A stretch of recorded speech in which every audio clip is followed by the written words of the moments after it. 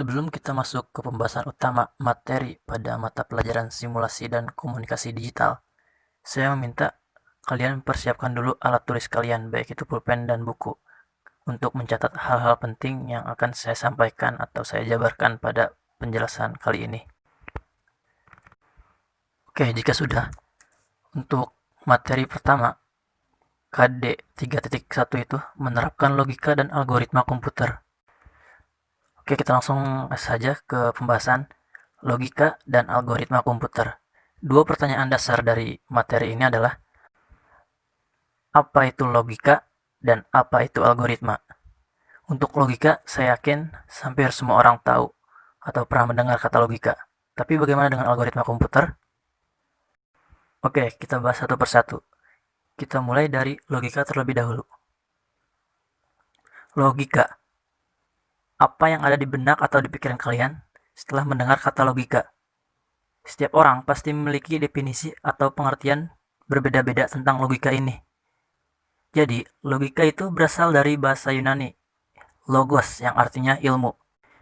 Sementara secara garis besar, logika adalah ilmu yang mengajarkan cara berpikir untuk melakukan kegiatan dengan tujuan tertentu. Nah, itu adalah definisi logika secara garis besar. Kalian bisa menulis hal-hal penting dari definisi logika ini di buku catatan kalian. Oke, selanjutnya, algoritma. Algoritma dapat diartikan urutan penyelesaian masalah yang disusun secara sistematis menggunakan bahasa yang logis. Selanjutnya, kita simak definisi algoritma menurut para ahli. Yang pertama ada menurut Donald Eknath pada tahun 1973. Dia mengatakan, algoritma adalah kumpulan aturan-aturan berhingga yang memberikan sederetan operasi untuk menyelesaikan suatu masalah yang khusus. Yang kedua, menurut Hakorman pada tahun 2009.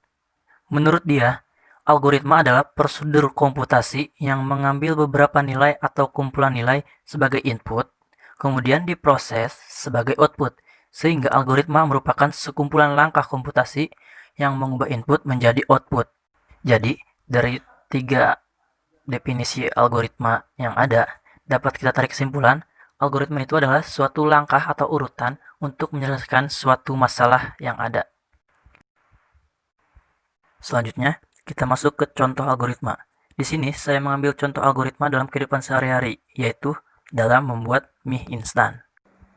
Yang pertama, siapkan mie wajan yang sudah terisi air, kemudian hidupkan kompor dan simpan wajan di atas kompor.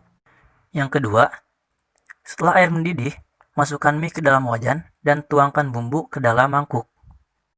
Ketiga, tunggu sampai mie matang sempurna.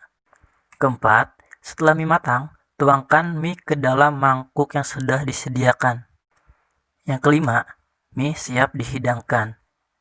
Dari langkah nomor 1 sampai nomor 5 itu, kita sebut dengan algoritma. Kenapa demikian? Karena dari langkah nomor 1 sampai nomor 5 itu, dia berurutan, sistematis, dan logis urutan penyelesaian masalahnya. Selanjutnya, kita akan masuk ke ciri-ciri algoritma. Yang pertama adalah keterbatasan atau finiteness. Jadi, algoritma harus memiliki akhir setelah melakukan beberapa proses. Yang kedua adalah kepastian atau definiteness, yaitu setiap langkah harus didefinisikan secara tepat dan pasti. Yang ketiga, masukan atau input. Algoritma harus memiliki data masukan. Pada contoh yang telah saya sampaikan, data masukan dari membuat mie tadi adalah ketika kita menuangkan bumbu ke dalam mangkok dan memasukkan mie ke dalam wajan. Selanjutnya, yaitu keluaran atau output. Algoritma harus memiliki satu data keluaran. Data keluaran dari contoh barusan adalah ketika mie siap dihidangkan. Yang terakhir adalah efektivitas. Algoritma harus efektif dalam setiap langkahnya. Dalam kasus membuat mie instan tadi, kita tidak bisa membuat mie instan atau merebus mie instan selama 1 jam, karena akan menyebabkan mie instan tersebut tidak layak untuk dimakan. Selanjutnya, yaitu command prompt atau yang disingkat CMD.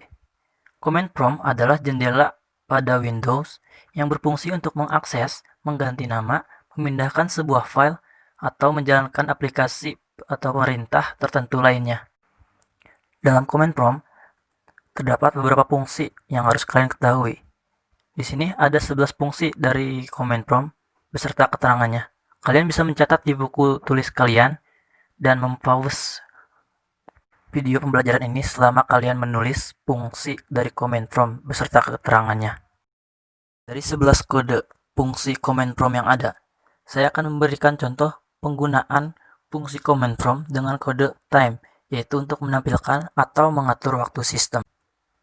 Step pertama, pada tampilan awal, pilih icon Windows atau Star yang berada pada pojok kiri bawah laptop atau komputer kalian. Step kedua, pilih All Program dan cari folder dengan nama Windows System. Selanjutnya, buka command prompt tersebut. Step ketiga, akan tampil tampilan awal command prompt seperti gambar. Step keempat, tuliskan time, lalu klik atau tekan enter. Maka command prompt akan melakukan feedback dengan menampilkan waktu atau tanggal saat ini. Kalian bisa mengganti waktu dan tanggal itu jika memang ada kesalahan pada waktu dan tanggal di komputer atau laptop kalian. Cukup sekian saya kira materi tentang logika dan algoritma komputer.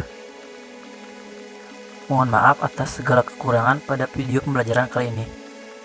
Sampai bertemu lagi pada video pembelajaran selanjutnya. Assalamualaikum warahmatullahi wabarakatuh.